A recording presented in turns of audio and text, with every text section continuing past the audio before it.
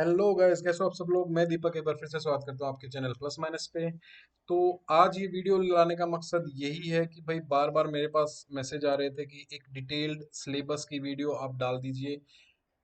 सबसे पहले मैं आपसे ये बोलना चाहता हूँ कि भाई डी प्लस बी ऑफिशियल कोई सिलेबस नहीं डालती है। तो ये मत मानना कि डी प्लस बी का ऑफिशियल सिलेबस है। ये एक तरीके से कंप्यूट किया गया सिलेबस है जो भी वेरियस बुक्स में दिया गया है या फिर पिछले जो प्रीवियस एग्जाम्स हुए थे उनके हिसाब से जो सिलेबस है वो थे।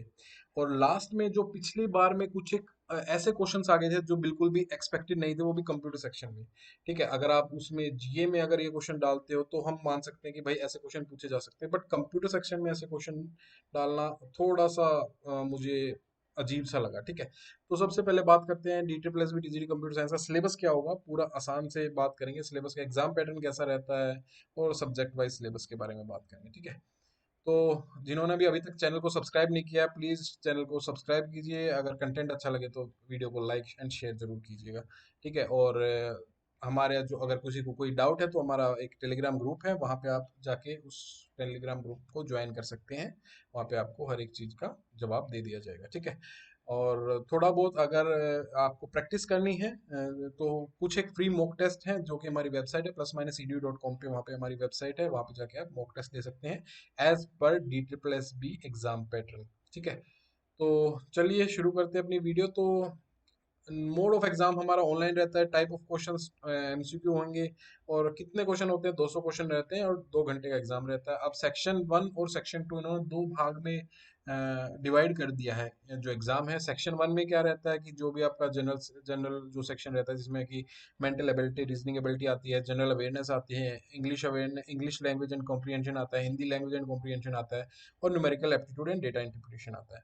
तो 20 मार्क्स का ईच सेक्शन रहेगा, 100 मार्क्स का एक एक पूरा का पूरा जो सेक्शन 1 रहेगा।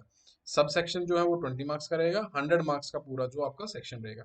अब इसमें आपको क्या सबसे बड़ा डाउट लगेगा कि मान लीजिए कि आपका पहला सेक्शन मैथ्स का है और आपने उस सेक्शन को सबमिट कर दिया और ढंग से आपने अटेम्प्ट नहीं किया, तो आप उस सेक्शन को दोबारा रिविजिट नहीं कर सकते। एक बार आपने सबमिट कर दिया यानी कि आप फाइनल डन है, आप उसमें रिविजिट नहीं कर सकते। हाँ, उसी सेक्शन में आप कितनी बार भी आगे पीछे जाए कोई इशू नहीं है, बट एक बार आपने सेक्शन को सबमिट कर दिया तो आप अगले सेक्शन को ही देख पाएंगे, पिछले सेक्शन में नहीं जा पाएंगे। ठीक है, ये एक इसका मेजर ड्रॉबैक है। तो अपना आराम से इसको टाइम दीजिएगा। जितना इंपॉर्टेंट आपका सेक्शन 1 सेक्शन 2 है, उतना ही इंपॉर्टेंट आपका सेक्शन 1 है कट ऑफ क्लियर करने में। ठीक है, और कंप्यूटर साइंस के 100 क्वेश्चंस रहते हैं जनरली, बट ऐसा पिछली बार नहीं हुआ था।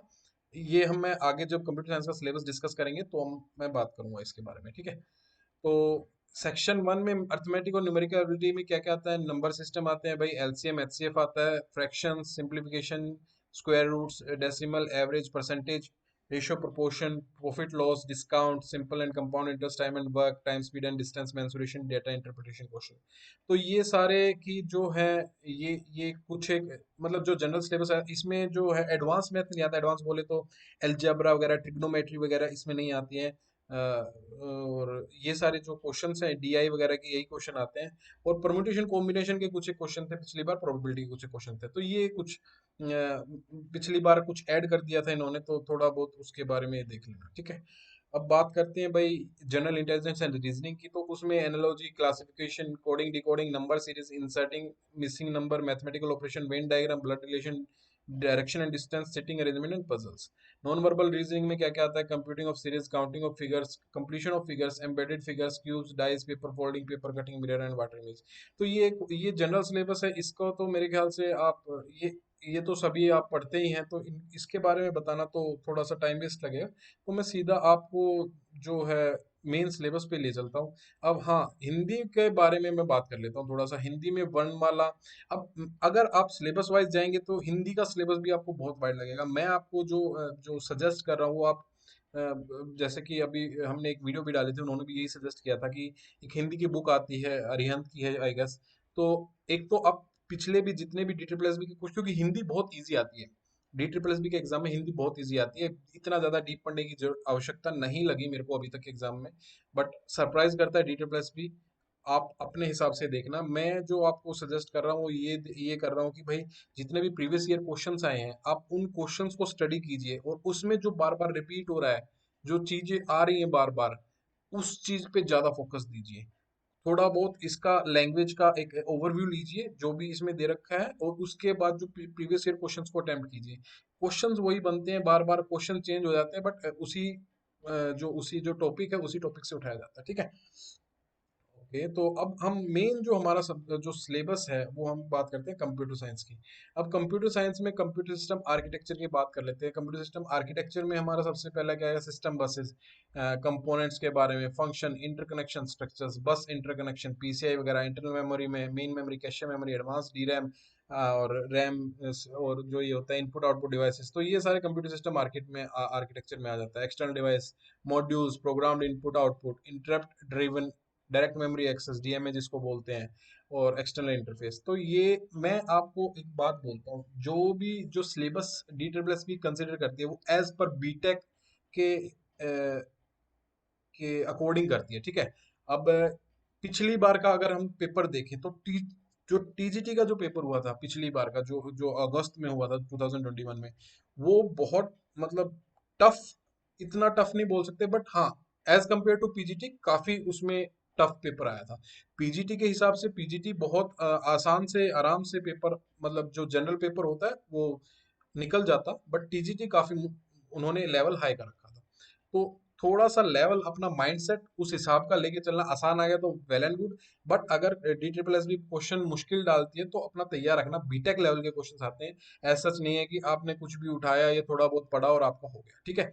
तो पहला हमारा हो गया कंप्यूटर सिस्टम आर्किटेक्चर। अब कंप्यूटर सिस्टम के ओवरव्यू बारे में भाई, कंप्यूटर अर्थमेटिक, एएलयू वगैरह, सीयू वगैरह, ये सारे बारे में पूछे जाते हैं। फ्लोटिंग पॉइंट रिप्रेजेंटेशन, अर्थमेटिक, और फंक्शन, मशीन इंस्ट्रक्शन वगैरह, ये सारी चीजें होंगी, ठीक है। ऑपरेटिंग सिस्टम के बारे में भाई अच्छे से पढ़ना, सबसे ज्यादा इंपॉर्टेंट टॉपिक ऑपरेटिंग सिस्टम, सबसे ज्यादा इंपॉर्टेंट टॉपिक है। और इसमें से करीब करीब करीब 7 से 8 क्वेश्चन आराम से पूछे जाएंगे भाई। पिछली बार में भी अच्छे क्वेश्चंस आए थे। ऑपरेटिंग सिस्टम बहुत वाइड टॉपिक है, आराम से इसको पढ़ के जाना। अब इसमें पिछली बार हालांकि न्यूमेरिकल्स नहीं पूछे थे, बट आपको न्यूमेरिकल भी पढ़ के जाने हैं, और फर्स्ट कम फर्स्ट सर्व वगैरह, ये सारी चीजें जो न्यूमेरिकल्स है इसके, ये सारे अच्छे से पढ़ के जाने हैं भाई। अच्छे से इन्हीं के ऊपर, थ्योरी के ऊपर क्वेश्चंस डालते हैं, अच्छे क्वेश्चंस डालते हैं, तो अच्छे से इसको प्रिपेयर करना। Operating system is an important topic जिसको आपको कवर करना है, ठीक है। अब ऑपरेटिंग सिस्टम में किस किस के बारे में पढ़ना है भाई, system, software, resource, abstraction, OS strategies, multi programming, batch time. अब बैच ऑपरेटिंग सिस्टम है, टाइम शेयरिंग ऑपरेटिंग सिस्टम है, computer and work station, fork join kit क्या होता है, fork join kit. Operating system organization के बारे में भाई, ओएस फंक्शन कैसे करता है, डिवाइस मैनेजमेंट के बारे में पढ़ना है, प्रोसेस मैनेजमेंट के बारे में पढ़ना है, शेड्यूलिंग एल्गोरिथम जितने भी हैं आपके, शेड्यूल एल्गोरिथम बिल्कुल आप ध्यान से पढ़ना। इसकी जो थ्योरी है वो इनमें पूछी जाती है, pre-emptive scheduling, non pre-emptive scheduling, ये सारी की सारी आपसे पूछी जा सकती है एग्जाम में, तो इसको बहुत अच्छे से आप करना। डेडलॉक कहाँ लगते हैं, क्यों लगते हैं डेडलॉक, और इसको अगर डेडलॉक लग जाता है तो उसको रिकवर करने का क्या क्या फीचर्स हैं, सीमाफोर्स क्या होते हैं, स्प्रेड मेमोरी क्या होती है, मल्टी प्रोसेसर्स क्या होते हैं, multi tasking, multi processing, multitasking, इनके बीच में आपसे डिफरेंस पूछे जाते हैं। और मजे की बात क्या है कि आपसे जो क्वेश्चन जो पूछे जाएंगे ना, वो आपको एज एन आपने रीजनिंग में किया होगा, क्या किया होगा रीजनिंग में, कि आपको 2 स्टेटमेंट दे दी होंगी, ठीक है। अब 2 स्टेटमेंट दे दी, तो उस स्टेटमेंट में आपसे पूछेंगे कि 1 राइट है, 2 राइट है, बोथ राइट है, या बोथ रॉन्ग है, ठीक है। तो ये क्वेश्चन जो पिछली बार बनाया था, सबसे बड़ा जो लोग जो जो स्टूडेंट्स को जो हमें जो शौक लगा था, जो वो ये लगा था कि आपने 100 नंबर के क्वेश्चन में आपने 150 नंबर के क्वेश्चन पूछ लिए हैं, ठीक है। बिकॉज आप एक चीज को, अगर एक क्वेश्चन होता है तो उसको ठीक है आप जल्दी, बट उसमें एक तो वो लेंदी इतना दे दिया था, ठीक है, उसको पढ़ने में टाइम लग रहा था, तो इसी कारण थोड़ा सा आप इस पे ध्यान देना, पहले से ही प्रिपेयर होके जाना भाई। क्वेश्चन थोड़ा सा लेवल हाई था पिछली बार का, जो प्रीवियस पेपर था उसका लेवल हाई था पीजीटी के कंपैरिजन में, ठीक है। तो डेडलॉक क्या होता है, system deadlock model, prevention strategy क्या होंगी डेडलॉक की, circular wait, preemption, banker's algorithm, बहुत अच्छे से पढ़ के जाने ये सारी चीजें भाई। ऑपरेटिंग सिस्टम बहुत मेजर इंपॉर्टेंट टॉपिक है डी प्लस बी का। मेमोरी मैनेजमेंट है, फाइल मैनेजमेंट है, ठीक है। अब इसके बाद में डिजिटल इलेक्ट्रॉनिक्स, डिजिटल इलेक्ट्रॉनिक्स में भाई अपना सबसे पहला काम क्या है कि आपको क्या पढ़ना है, सबसे पहला कन्वर्जन्स पढ़नी है। कन्वर्जन से आपका 1 या 2 क्वेश्चन जरूर आते हैं, कन्वर्जन जरूर पढ़ के जाना भाई। डिजिटल इलेक्ट्रॉनिक्स बहुत इंपॉर्टेंट टॉपिक है। ऑपरेटिंग सिस्टम के बाद डिजिटल इलेक्ट्रॉनिक्स सबसे इंपॉर्टेंट टॉपिक है, जिससे मैक्सिमम नंबर ऑफ क्वेश्चंस पूछे जाते हैं एग्जाम में, ठीक है। फंडामेंटल क्वेश्चन इसमें अब कन्वर्जन बोले तो जैसे कि हेक्साडेसिमल टू डेसिमल कर दिया, बाइनरी टू डेसिमल कर दिया, वाइस वर्सा वगैरह, ठीक है। ये आपको primary, octal, hexadecimal, sign number bits, Hamming codes वगैरह। अब पिछली बार क्या क्वेश्चन था कि आपने हेक्साडेसिमल टू डेसिमल ये तो सब कर देते हैं। अब एक बार क्या था कि जैसे कि अब मेरे पास पेन नहीं है, नहीं तो मैं आपको क्वेश्चन भी दिखा देता। चलो वो फिर कभी क्वेश्चन पेपर को अगर हम डिस्कस करेंगे तो आपको मैं वो भी दिखा दूंगा, ठीक है। अब के मैप वगैरह रिप्रेजेंटेशन, हाँ के मैप के क्वेश्चंस भी आते हैं भाई। मल्टीप्लेक्सर, डीमक्स, मक्स, डीमक्स के बारे में, सब्सट्रैक्टर, कंपैरेटर, पैरिटी जनरेटर क्या होते हैं, कोड कन्वर्टर वगैरह, ये सारा मतलब आपने जो बीटेक में पढ़ा था ना, एक पूरी हमारी बुक हुआ करती थी बीटेक में डिजिटल इलेक्ट्रॉनिक्स की, एक पूरा सब्जेक्ट होता था, तो उन वो पूरा का पूरा हमें पढ़ के जाना है। ये नहीं है कि उसमें से हम कुछ छोड़ सकते हैं। कहीं से भी कोई भी क्वेश्चन आपको उठा के पूछ देगा वो, और फिर आप सरप्राइज हो जाएंगे कि भाई ये तो हमने क्या, ये तो था ही नहीं, ये नहीं था। तो एज सच कुछ भी नहीं है कि DT प्लस बी के कुछ छोड़ के जा सकते हैं। आपको हर एक चीज को आपको उसमें कवर करना पड़ेगा। फ्लिप फ्लॉप में RS flip flop, D flip flop, triggered flip flop जो होता है, एक्साइटेशन टेबल जो होती है फ्लिप फ्लॉप की, तो क्लॉक फ्लिप फ्लॉप, सारे हर एक टाइप का फ्लिप फ्लॉप आपको पढ़ के जाना है। Sequential logical circuit, shift register, RAM ROM, synchronous counter, asynchronous counters, तो ये सारी चीजें आपको पढ़े। OS digital electronics and DBMS, ये तीन बहुत इंपॉर्टेंट टॉपिक है, एंड नेटवर्किंग ऑल्सो, ठीक है। तो प्रोग्रामिंग फंडामेंटल्स में भैया आपका बेसिक कंप्यूटर ऑर्गेनाइजेशन में स्काई कोड, फ्लोटिंग पॉइंट और एल्गोरिथम जो इसके होते हैं वो सारे वगैरह। जावा, मॉडर्न प्रोग्रामिंग लैंग्वेज में जावा जो भी थी, कंट्रोल स्ट्रक्चर वगैरह, ये जितना भी आपने पढ़ रखा है ना, ये हर एक चीज में वो पूरा डाल देंगे। हाँ ये इसमें से हालांकि आपसे जो लूप्स वगैरह के बारे में क्वेश्चन पूछ सकते हैं, तो ये पढ़ के जाना आपको, ठीक है।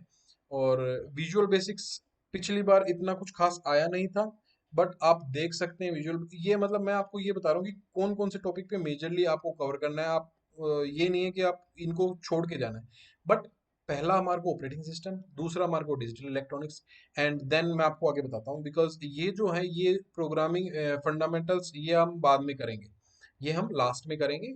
एंड जो programming tool visual basics basics है, इसमें से भी एक आधा क्वेश्चन आएगा, एक्टिव एक्स क्या होता है, क्या DHTML क्या होता है, तो ये सारी जो चीजें हैं ना, ये हम बाद में कवर करेंगे तो भी चलेगा हमारा, बिकॉज इसमें से इतने क्वेश्चन पूछे नहीं गए हैं पिछली बार। अभी तक के जितने भी एग्जाम हुए पिछली बार की बात नहीं है, दो बार मेरे ख्याल से एग्जाम हुआ, तो अभी तक इनमें से इतने क्वेश्चन बने नहीं है।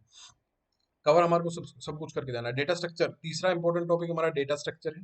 डेटा स्ट्रक्चर में आपका abstract data types, data data abstraction, internal representation, programming जो होती है, ऊप्स में जो प्रोग्रामिंग होती है, ऑब्जेक्ट ओरिएंटेड प्रोग्राम जिसको बोलते हैं हम, वो इनहेरिटेंस, क्लासेस, सब क्लासेस, ये वगैरह, पॉलीमॉर्फिज्म वगैरह, ये सारी चीजें आपको अच्छे से करके जानी है। डेटा स्ट्रक्चर भी एक इंपॉर्टेंट टॉपिक है। पहला क्या बताया मैंने, ऑपरेटिंग सिस्टम, दूसरा मैंने बताया डिजिटल इलेक्ट्रॉनिक्स, तीसरा बताया मैंने डेटा स्ट्रक्चर। तो ये बहुत इंपॉर्टेंट टॉपिक हैं, ठीक है।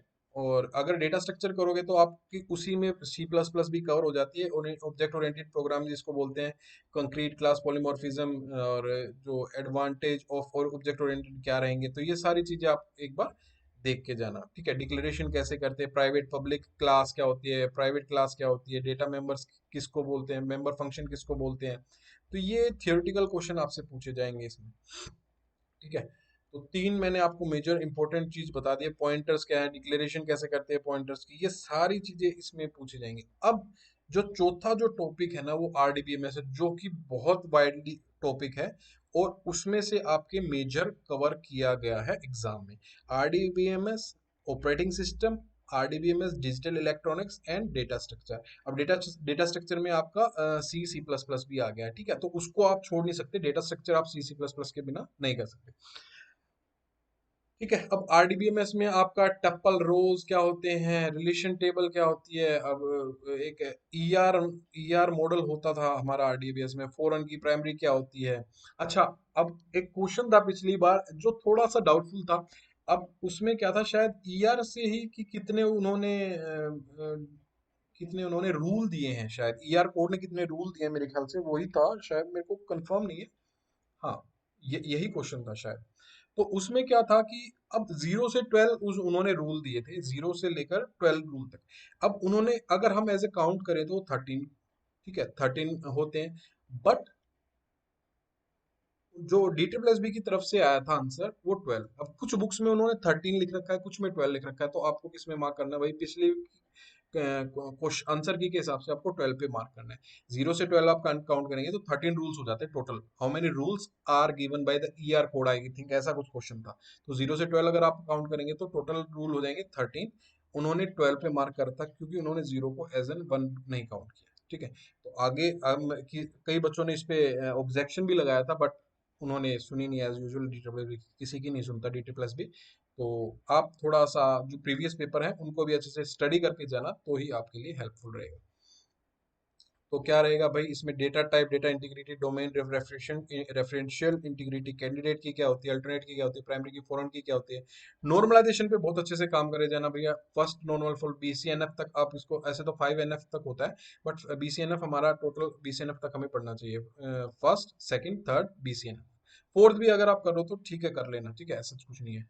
अब और ये क्या है? Introduction, version 2 tier, 3 tier support क्या है, अपडेट, क्रिएट, अल्टर नेम, ये सारी आपको पढ़ के जानी है। जितना भी आपने डीबीएमएस पढ़ा था, डी ट्रिपल उसमें बीटेक में, आपको सब पढ़ के जाना है।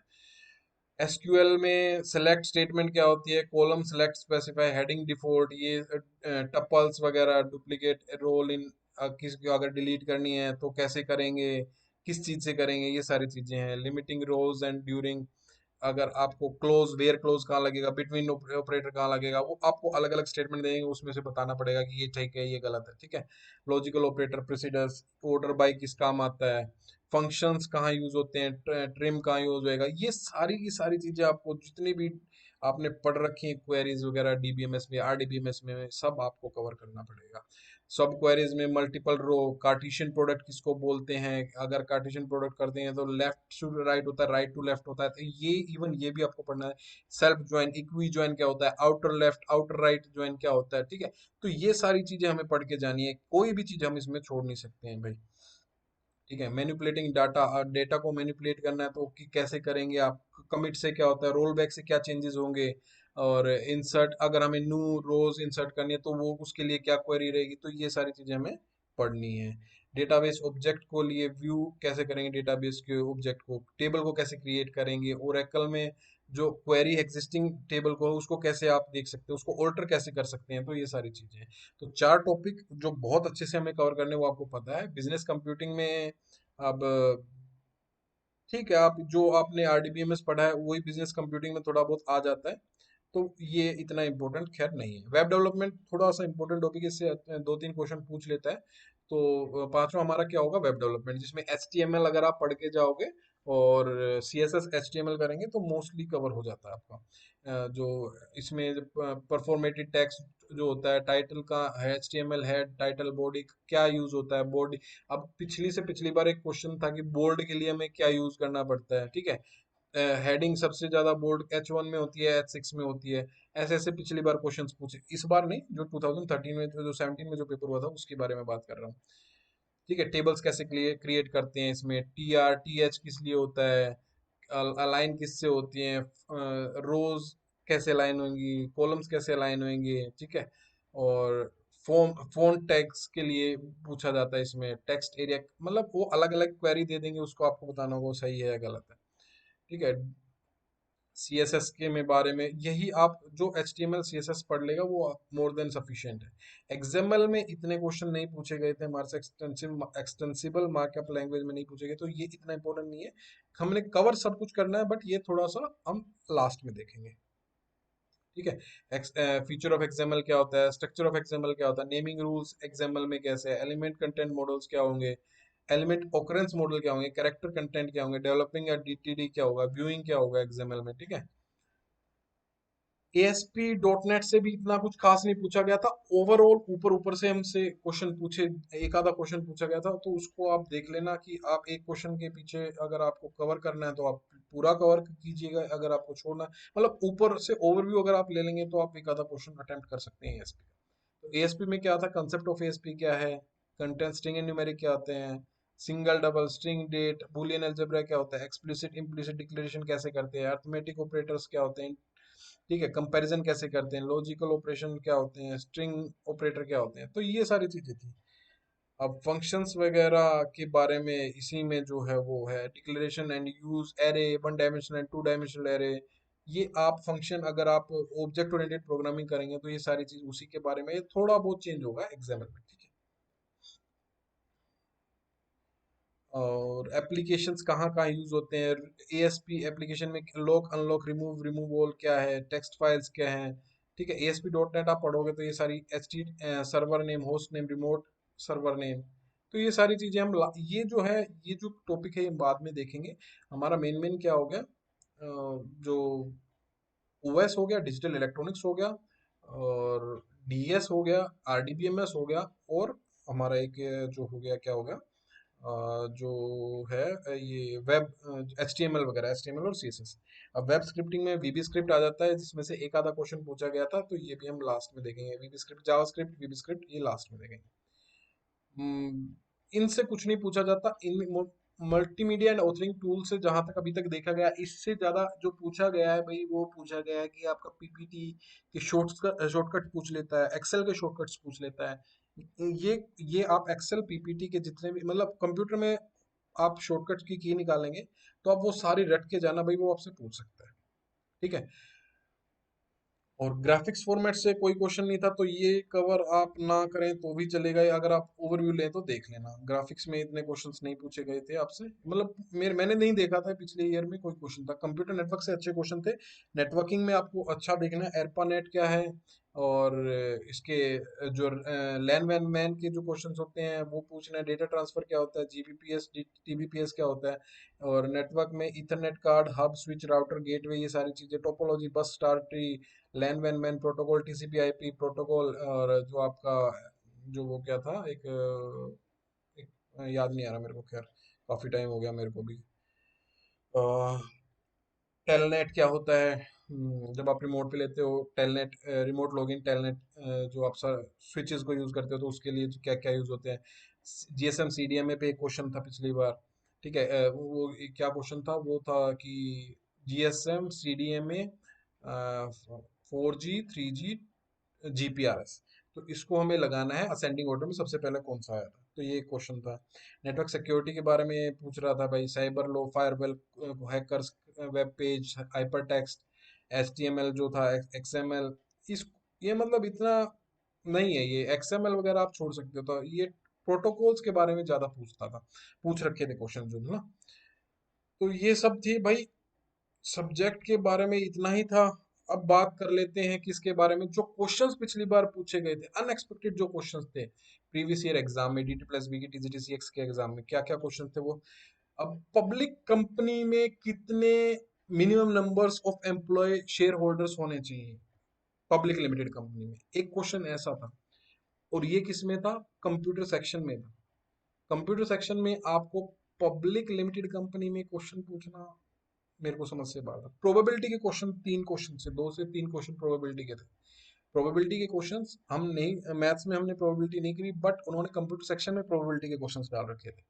प्रोबेबिलिटी आप अच्छे से करके जाना, कुछ नहीं पता भाई कहाँ से क्या क्वेश्चन उठा देते हैं, अनऑर्थोडॉक्स चीजें करती है डीटी प्लस भी, कुछ नहीं पता। अकाउंटिंग रिलेटेड क्वेश्चंस थे, ठीक है, अकाउंट से रिलेटेड क्वेश्चंस थे दो तीन। बैंकिंग से सेक्टर से रिलेटेड क्वेश्चन थे, आरबीआई की मॉनेटरी पॉलिसी से क्वेश्चन उठा रखे थे इन्होंने, कंप्यूटर सेक्शन की बात कर रहा हूं मैं।